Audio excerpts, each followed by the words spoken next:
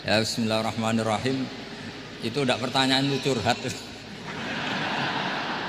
Ya kalau orang latihan jadi tokoh ya memang bingung-bingung sedikit itu bagus lah itu. Ya bagus gak masalah kan. Sampean bingung terus kelihatan bingung ya bagus jujur. Ya kalau orang latihan jadi kiai, jadi bunyai ya memang begitu ya. Ya agak-agak bingung sedikit. Kalau sudah mapan kayak saya tidak pernah bingung, santai aja. Karena tadi sudah yakin semuanya sudah ditulis di Lauh Mahfud. Yang jelas begini, pertanyaan itu ada dua. Zaman Nabi pun ngendikan ada dua. Ada su'alul mustafhim, orang tanya ingin paham. Ada su'alul muta'annid, tanya ingin mempersulit. Nah biasanya masyarakat juga dua tadi, ada tanya ingin tahu, ada tanya yang muta'annid. Muta'annid itu memojokkan kiai. Ya, saya pikir ini sudah dosen pasti tahu. Gelagatnya orang ini muta'annid apa mustafhim, memang benar-benar tanya apa mempersulit. Misalnya kita ketemu orang fasik ya ada dua, ada yang lugu apa ada yang enggak. Kalau yang lugu tanya caranya tobat, yang memang ingin tobat. Kalau yang enggak ya memang hanya muta'annid. Sehingga kata masyiatullah itu juga pernah dipakai orang kafir. Wa qala alladziina asyraku law sya'allahu ma asyrakna. Kata orang-orang musyrik, kalau kita dikehendaki Allah juga tidak melakukan musyrik. Tapi mereka ingin menjebak Nabi bahwa kamu yang kampanye tentang masyiah, berarti kita musyrik pun karena masyiah. Orang kampung juga gitu. Saya masih ingat guru saya Kiai Haji Maimun Zubair pernah ditanya tentang orang haid yang karena free sex, karena seks bebas. Bukan karena ketularan atau karena orang lain. Memang dia sendiri yang nakal. Yang tanya dokter, tentu yang tanya dokter. Dokter itu berambisi menemukan obat haid. Jawabannya Mbah Mun itu unik, padahal beliau itu sangat sayang sama umat. Jawabannya beliau gini, dok, sesuatu yang menjadi hukuman Allah supaya orang mau kembali tobat, ya Allah diberi hak. Intinya kan mesti misalnya ada orang hidupnya boros, kemudian punya utang banyak, dia agak dipercaya masyarakat. Terus kamu ditanya solusinya gimana? Ya gak perlu ada solusi. Itu memang hukumannya orang yang salah.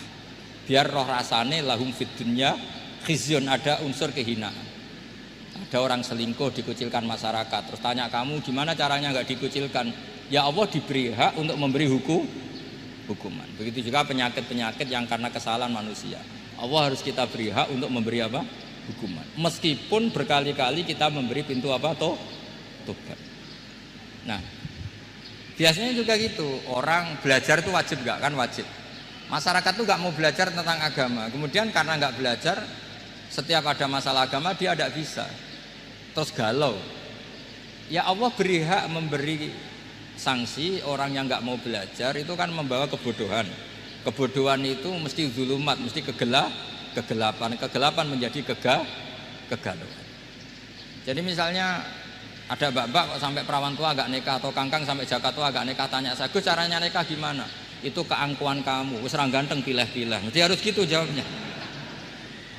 Karena memang yang menyebabkan itu adalah keangkuhan. Wis ngerti elek ora Gus, ora anak wong sugih, njuk wong ayu. Lalu gak payu rabi itu karena keangkuhan apa karena apa coba? Nah itu zaman Nabi sudah gitu ya, ada su'alu mustafimin, ada su'alu muta'annidin. Terus ada beberapa masalah yang sebetulnya itu hukuman Allah. Saya itu merasa kaya, bahkan mungkin kategorinya kaya sekali, bukan karena materi saya banyak, enggak. Saya ini pengagum hadis atau riwayat lah, kalau kamu nggak percaya itu hadis, karena muttorib. Wa'mal li akhiratika ka'annaka tamutu apa? Godan. Beramallah untuk akhiratmu seakan-akan kamu mati besok. Saya ini kan kecelok kiai gede, di 200.000 menurut saya itu banyak sekali. Wong urip nganti sesuk kaya di 200.000 ini mewah menurut saya itu. Sampean kan enggak, wis ora kiai, goblok, bayangno urip nganti 10 tahun ke depan. Duit 2 juta ya kurang, 10 juta ya kurang. Padahal konsep kita ini kata Rasulullah atau kata ulama lah yang jelas itu. Ngamallah untuk akhiratmu seakan-akan mati besok. Maka hidup saya itu tenang sekali. Cara ada masalah, misalnya saya suatu saat sampean bully. Paling pikiranku dibully masyarakat, sesuk wis mati, sesuk wis bar. Sesok kok ijek urip, bayangno sesok meneh, sehingga aku nganggep punya masalah hanya sehari. Kamu kan nggak bayangkan hidup itu panjang, sehingga yang merasa miskin terus, sehingga kadang merasa istrinya kok ini terus padahal masih panjang. Jadi kalau kamu pakai konsep ulama tadi, wa'mal li akhiratika ka'annaka tamutu ghadan, beramalah untuk akhiratmu seakan-akan kamu itu mati besok. Sehingga yang saya asik ya kalau sholat itu saya asik, ngajar asik, karena ini untuk bekal mati. Kalau uang betul, tanyakan istri saya punya uang 200.000 itu anggap banyak sekali. Uang urip nganti sesuk ada duit 200.000 itu mewah betul. Terus kemudian ada orang galau, uang 10 juta ke orang 20. Kegalauan ini adalah dia salah persepsi, nganggap urip itu panjang. Ini wayul hihimul amal, orang yang dibuai oleh angen-angen. Nah ini melebu alhaqumut takatsur hatta zurtumul maqabir. Ya bu dosen yang rasa mahasiswa ya, atau mahasiswa yang rasa dosen tadi kata MC.